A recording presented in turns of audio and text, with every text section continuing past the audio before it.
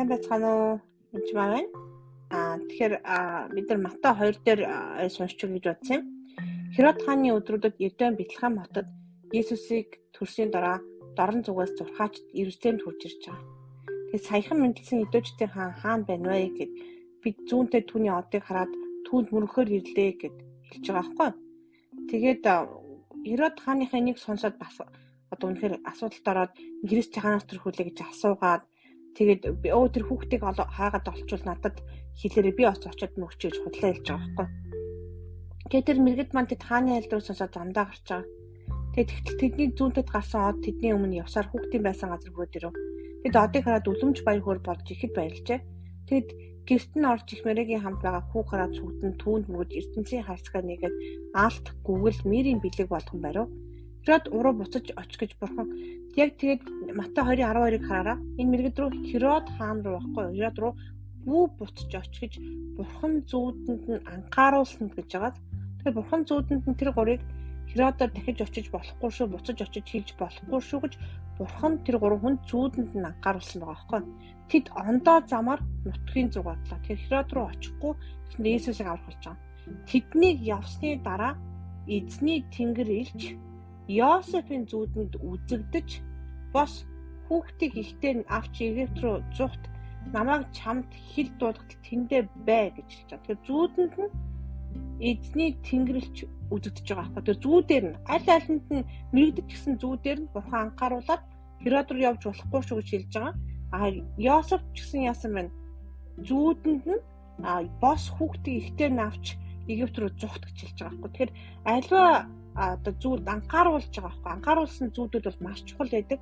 Бас хэлсэн тайлбар шаардсан зүйлүүд бас онцгой байдаг. Жишээлбэл би надад ингээд одоо байр авахд байранд мөнгө хүрэхгүй байсан учраас зээл авах шаардлагатай болсон. Тэгсэн чинь библи ишлэл орж ирд хайраас өөр үгүй байх ёстой. Чи ингэж үр зээл тавьж болохгүй штэ гэж дуу хоолой орж ирд.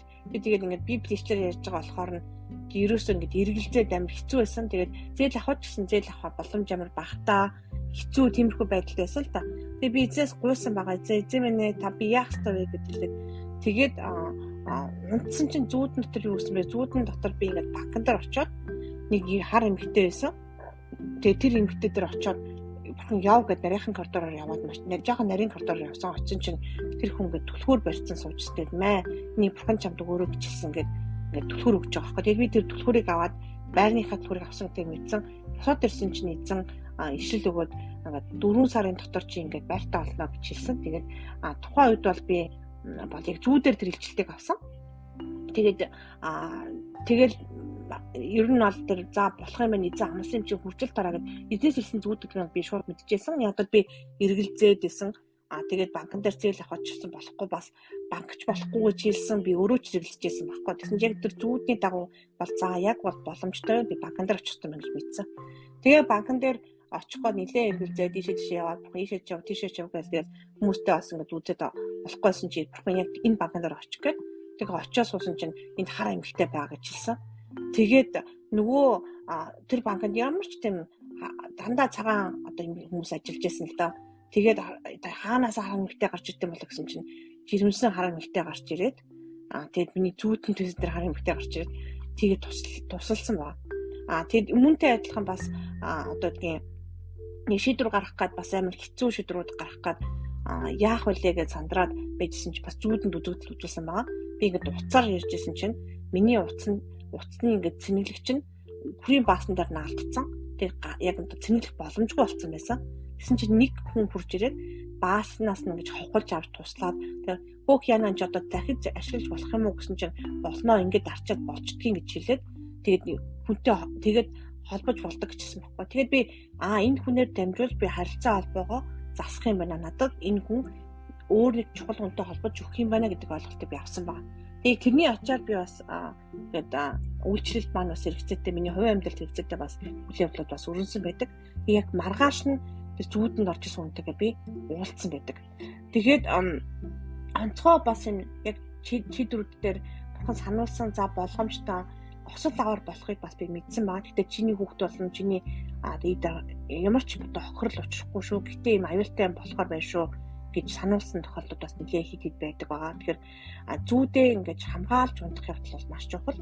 Тэгээ зүүдээс болж Ясоб яасан мэд хүүхдээ ихнэр аваад яасан мэд зугтаж явсан байгаа байхгүй. Тэгэхээр зүүдээр бурхан бас их сануулгах тохиолдол маш их байдаг. Тийм учраас одоо зарим тэр сануулж байгаа юмнуудыг бас анхаарах хэрэгтэй. Тэгээ зүүдээр бас дайралтууд болж байгаа шүү, биднийг хамгаалж байгаа шүү гэж харуулах тохиолдол хүртэл байдаг. Тийм учраас зүүд унтахаас өмнө би яадаг вэ? Шөнийн ээлжний манаач нарыг 2 дахин давхар тавьдаг байгаа. Ээлжлээ тэнгэрлэгчнээ хамгаалж өрөө миний зүүд нойрыг гэж хамгаалуулдаг байгаа. Яг бол зүүд нойрлуу дайрахад, харанхуй элчнүүд дайрахад хамгаалах тийм бурхны тэнгэрлэгчнэр хэрэгцээтэй байдаг. Байгаад ариусаар хучаад би унтдаг. Тэгээд миний зүүд ер нь бол одоо хүний зүүд бараг зүүдэлдэггүй, харанхуй зүүднүүд бараг ер нь зүүдлэхгүй бараг 4 жил болж байна. Үнэхээр зөвхөн зүүдлвэл яг надад хэрэгтэй бурхны мессеж юм анхааруулгууд эсвэл тийм яг бас яг энэ хүн онцгой хүмүүсийг залбир гэсэн залбирлууд бас орж ирдэг байгаа.